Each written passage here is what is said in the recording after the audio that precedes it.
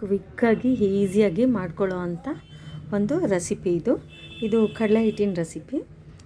ಇದಕ್ಕೆ ಸ್ವಲ್ಪ ಒಗ್ಗರಣೆಗೆ ಎಣ್ಣೆ, ಸಾಸಿವೆ, ಕಡಲೆಬೇಳೆ, ಉದ್ದಿನಬೇಳೆ, ಹಾಗೆ ಸ್ವಲ್ಪ ಕರಿಬೇವಿನ ಸೊಪ್ಪು ಹಾಕ್ಕೊಳ್ಳೋದು, ಈರುಳ್ಳಿ ಮತ್ತು ಹಸಿಮೆಣಸಿನ್ಕಾಯಿ ಸ್ವಲ್ಪ. ಇದನ್ನೆಲ್ಲ ಸ್ವಲ್ಪ ಚೆನ್ನಾಗಿ ಹುರ್ಕೊಂಡು ಸ್ವಲ್ಪ ಡಾರ್ಕ್ ಬ್ರೌನ್ ಬಂದಮೇಲೆ ಇದಕ್ಕೆ ಕಡಲೆ ಹಿಟ್ಟು ತೊಗೊಳ್ಳೋದು. ಒಂದು ಬೌಲ್ ಕಡಲೆ ಹಿಟ್ಟಿಗೆ ನೀರು ಹಾಕಿ ಸ್ವಲ್ಪ ಅದು ತಿನ್ನಾಗಿ ಮಾಡ್ಕೊಳ್ಬೇಕು. ಅದನ್ನು ಒಗ್ಗರಣೆಗೆ ಹಾಕಬೇಕು.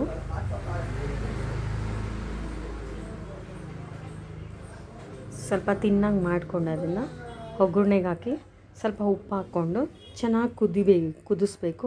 ಅಂದರೆ ಅದನ್ನು ಸ್ವಲ್ಪ ಚೆನ್ನಾಗಿ ಸ್ಪೂನಲ್ಲಿ ತಿರುಗಿಸ್ತಾನೆ ಇರಬೇಕು, ಕೈ ಬಿಡಬಾರ್ದು, ಇಲ್ಲ ಅಂದರೆ ಅದು ಗಂಟಾಗಿಬಿಡುತ್ತೆ. ಆಮೇಲೆ ಸ್ವಲ್ಪ ಕೊತ್ತಂಬರಿ ಸೊಪ್ಪು ಹಾಕ್ಕೊಂಡ್ರೆ ಅದು ಚೆನ್ನಾಗಿ ಕುದ್ದಿದ್ಮೇಲೆ ಚೆನ್ನಾಗಿ ಬರುತ್ತೆ. ನೋಡಿ, ಈ ಕನ್ಸಿಸ್ಟೆನ್ಸಿ ಬಂದರೆ ಆಗಿದೆ ಅಂತ. ಅದು ಕುದಿಯುತ್ತೆ ಸ್ವಲ್ಪ, ಈ ಥರ ಬಂದರೆ ಹಾಗೆ ರೆಡಿಯಾಗಿದೆ ಅಂತ.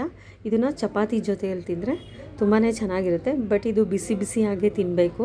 ಸ್ವಲ್ಪ ಹಾರೋದ್ರೆ ಇದು ಗಟ್ಟಿ ಆಗಿಬಿಡುತ್ತೆ. ಈ ಥರ ಪೇಸ್ಟ್ ಮಾಡಿಕೊಂಡ್ರೆ ಚೆನ್ನಾಗಿರುತ್ತೆ. ಇದು ಚಪಾತಿಗೆ ತುಂಬಾ ಚೆನ್ನಾಗಿರುತ್ತೆ. ಒಂದು ಸತಿ ಟ್ರೈ ಮಾಡಿ ನೋಡಿ. ಈ ಥರ ತಿಕ್ಕಾಗಿ ಬಂದಿದೆ. ಸ್ವಲ್ಪ ಹೊತ್ತು ಇಟ್ಟರೆ ತಿಕ್ಕಾಗಿಬಿಡುತ್ತೆ. ಸ್ವಲ್ಪ ತಿನ್ ಪೇಸ್ಟೇ ಮಾಡ್ಕೊಳ್ಳಿ, ಚೆನ್ನಾಗಿರುತ್ತೆ ಇದು.